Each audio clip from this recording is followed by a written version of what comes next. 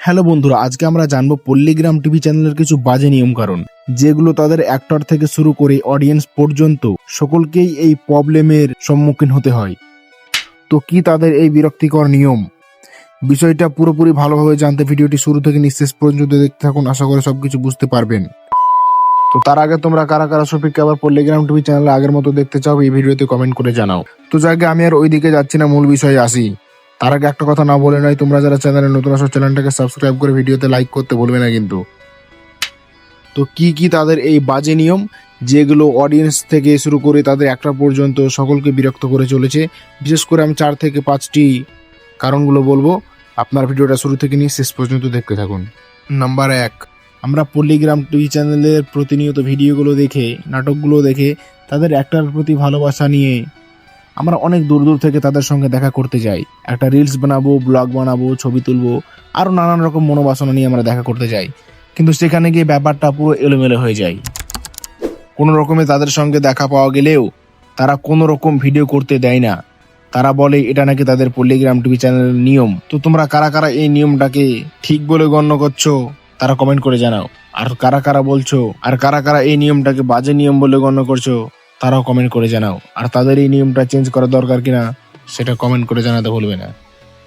2 number, এবার আসি পল্লীগ্রাম TV চ্যানেলের আরও একটি খুবই বাজে নিয়ম নিয়ে।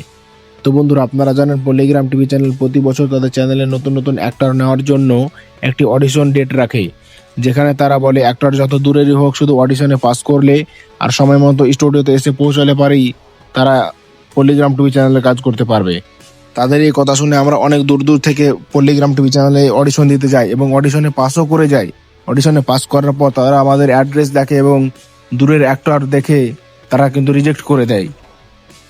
তো বন্ধুরা, এবার আপনারা কমেন্ট করে বলুন তাদের এই কাজটা করা ঠিক হয় নাকি ভুল। যদিও পল্লীগ্রাম টিভি চ্যানেল এখন তাদের এই নিয়মটাকে চেঞ্জ করেছে, অ্যাক্টর যত দূরেরই হোক না কেন সময় মতো স্টুডিওতে এসে কাজ করতে পারলে সে কাজ করবে, কোনো সমস্যা হবে না। এবার আসি নাম্বার 3।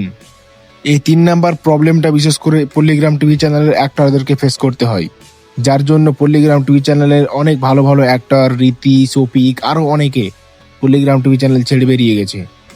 কি তাদের এই বাজে নিয়ম, যার জন্য পল্লীগ্রাম টিভি চ্যানেল থেকে ভালো ভালো অ্যাক্টররা বেরিয়ে গেছে, চলুন জেনে আসি। পল্লীগ্রাম টিভি চ্যানেলের অনার অর্থাৎ রবিউলদা বলে তাদের কোনো অ্যাক্টর পল্লীগ্রাম টিভি চ্যানেলে কাজ করাকালীন আদার্স কোনো সোশ্যাল মিডিয়ায় বা অন্য কোনো চ্যানেলে কোনো রকম কাজ করতে পারবে না। ঠিক এই কারণটার জন্যই তাদের ভালো ভালো অ্যাক্টর পল্লীগ্রাম টিভি চ্যানেল ছেড়ে বেরিয়ে গেছে।